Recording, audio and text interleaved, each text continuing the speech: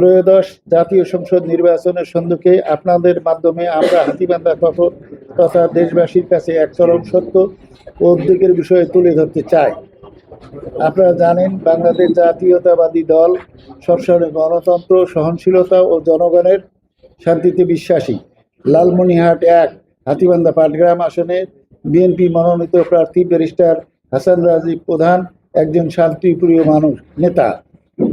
আমরা দল ও প্রার্থীর হয়ে শান্তিপূর্ণভাবে এবং আচরণবিধি মেনে প্রচার প্রচারণা গণসংযোগ চালিয়ে আসছি। কিন্তু অত্যন্ত পরিতাপের বিষয়, আসন্ন 12ই ফেব্রুয়ারি নির্বাচনের সামনে রেখে হাতীবান্ধাকে পরিবেশকে অস্থিতিশীল করার জন্য একটি গভীর ষড়যন্ত্র শুরু হয়েছে।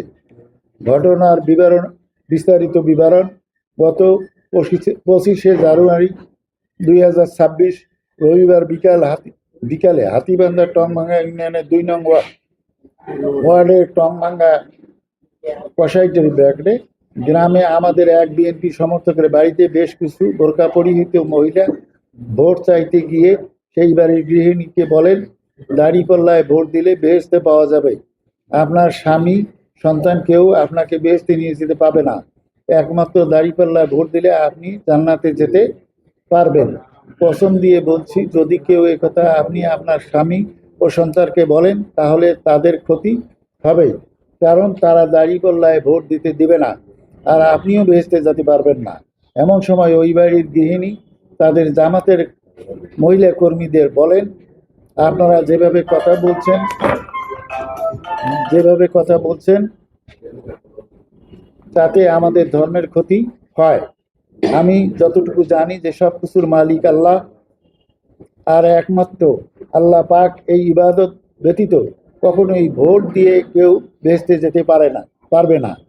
এখন আপনারা ভোটের বিনিময়ে বেহেশতের লোভ দেখাচ্ছেন, এটা ঠিক না।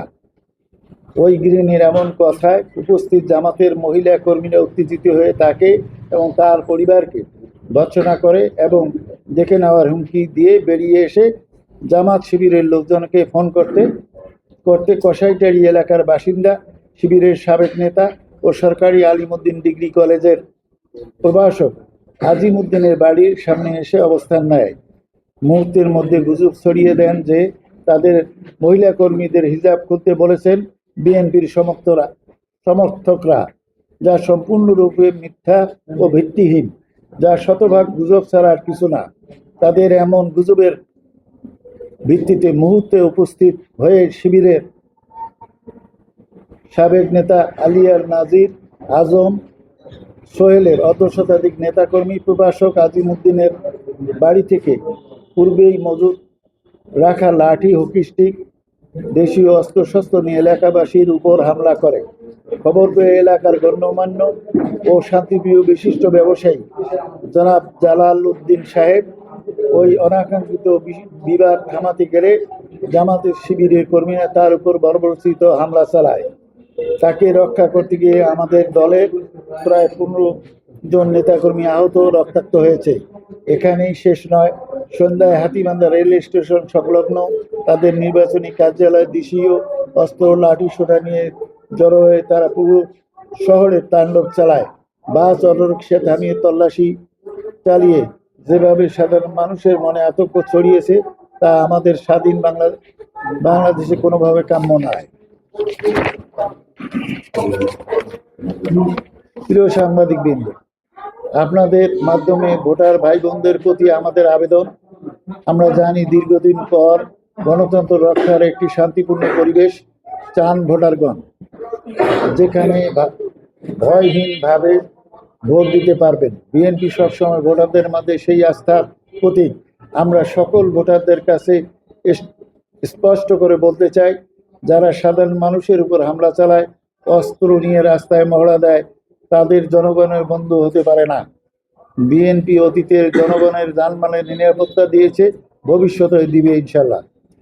প্রিয় সাংবাদিক বৃন্দ, আপনারা জানেন বিএনপি প্রতিহিংসার রাজনীতি করে না, বরং উন্নয়নের রাজনীতিতে বিশ্বাসী। আমাদের উপর হামলা সত্ত্বেও আমরা ধৈর্য ধারণ করেছি, যাতে হাতীবান্ধার পরিস্থিতি পরবর্তীতে যেন আর খারাপ না হয়। আমরা জানি ধানের শীষ গণজোয়ার থেকে জামাত শিবির এই তাণ্ডবের মাধ্যমে মূলত ভোটারদের ভয় দেখাতে চায়। তবে আমরা আপনাদের কথা দিচ্ছি যে প্রত্যেক ভোটারদের প্রতিটি ভোটের মর্যাদা রক্ষায় বিএনপি রাজপথে আছে, থাকবে ইনশাল্লাহ। আমাদের সুনির্দিষ্ট কিছু দাবি আছে। জামাত কার্যালয়ে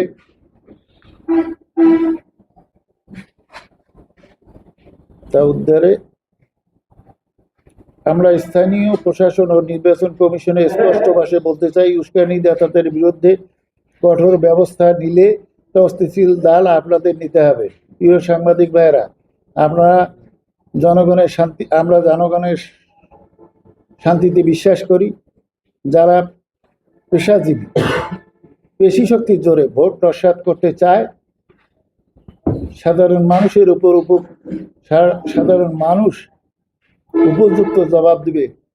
আমরা হাতীবান্ধার সর্বস্তরের মানুষকে শান্ত থাকার অনুরোধ জানাচ্ছি এবং আশ্বস্ত করছি বিএনপি আপনাদের পাশে আছে। আমরা আমি আরেকটি কথা আপনাদেরকে বলতে চাই,